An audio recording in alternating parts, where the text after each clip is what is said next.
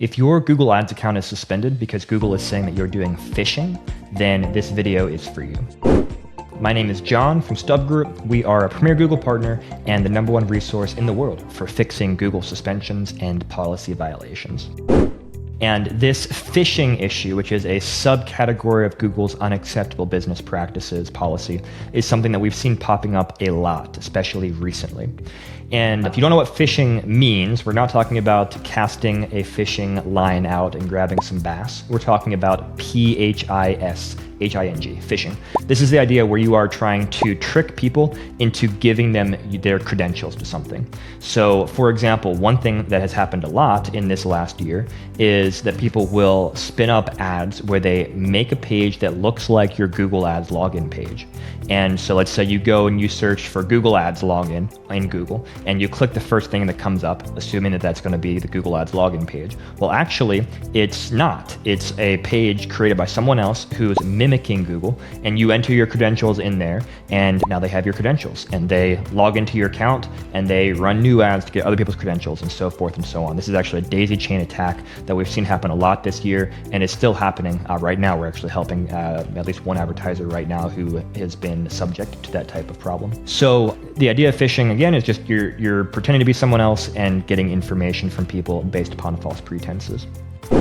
For the clients that we work with who reach out for help, people who are not trying to phish. So obviously, if you are actually trying to do this and doing phishing, then you should be suspended and don't do it. And those aren't the types of businesses who reach out to us for help because they don't want to work with a premier Google partner. So the businesses that we work with are legitimate businesses who are being flagged for some reason by Google and they're not sure why, or even if they're sure why, they're not sure how to fix the problem. And so there's a couple of top things that we're seeing for these legitimate advertisers that are causing this phishing flag.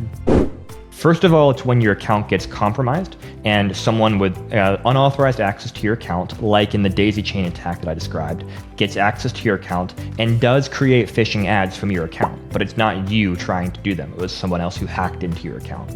So that's one issue that we see happen a lot. And the course of action that you have to take there is to work with Google. They have a process in place where you need to get them to agree, basically, that your account was compromised and get them to reset things back to where it was before the account was compromised.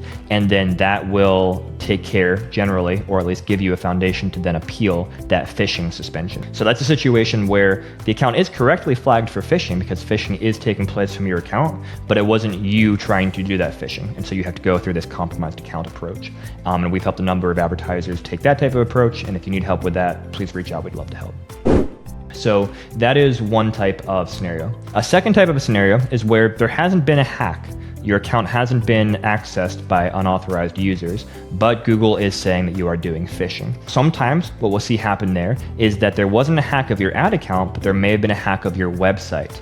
And so we'll do some intense scans of your website to find situations, and sometimes we'll find a situation where there's a link that you had no idea was on your website, and it is, linking to a malicious location, and so there's some actual phishing going on that you're, again, not trying to do. And so we have to fix that and then appeal things with Google. So that's kind of a second thing that can trigger this phishing suspension.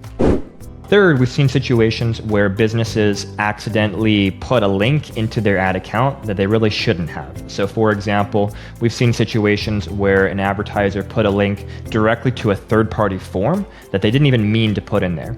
And this looks fishy, pardon the pun, to Google, because they're like, well, why are you sending to this other third-party domain with just this random form? It looks like you're doing something problematic, and they suspend the account.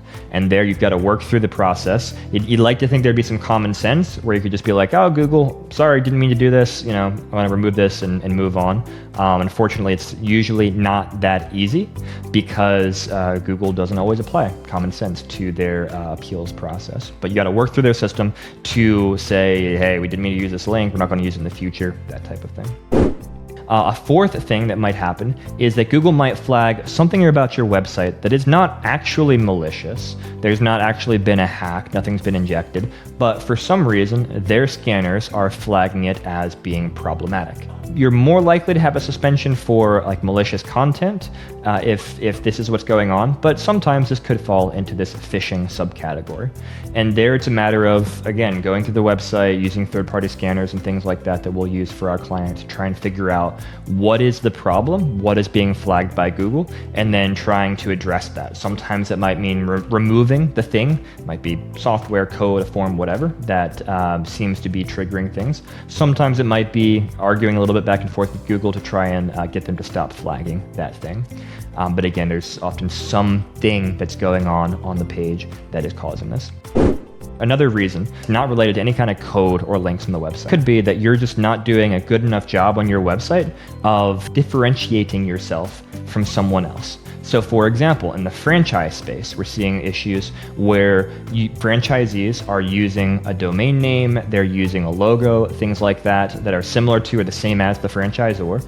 And that's fine, they're allowed to, they're a franchisee, they have permission to use those assets, but Google doesn't know that or isn't realizing that and thinks, oh, here's someone pretending to be this franchise, we're gonna suspend them because they're trying to impersonate essentially this franchise, maybe collect information under the auspices of this franchise. And so in situations like that, we have to go through a process with Google and with the advertiser on their website of making it incredibly clear what permissions they have to use different assets and things.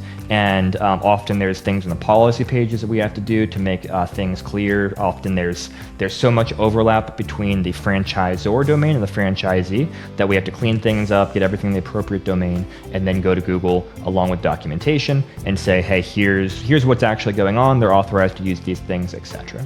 And so that's another common thing that we're seeing right now. Again, happens really often in the franchise space or kind of any space where you might be using someone else's logo or name on your website. Now, I'd say those are the most common things that we're seeing right now in the phishing space. There's always edge cases as well, so I'm sure there could be other things that are going on. And that's why whenever we look at a phishing case, we try and look at the entirety of the situation, do a deep audit of the ad account, of the website, figure out all the potential possible problems, compromises, etc., and get everything as fixed and as perfect as possible, and then work with Google to submit appeals and work through their process to get the resolution that you want. So if you're suspended for phishing or any other reason, or just want help proactively making sure that you don't get suspended for things, please reach out through StubGroup.com and we'd love to help.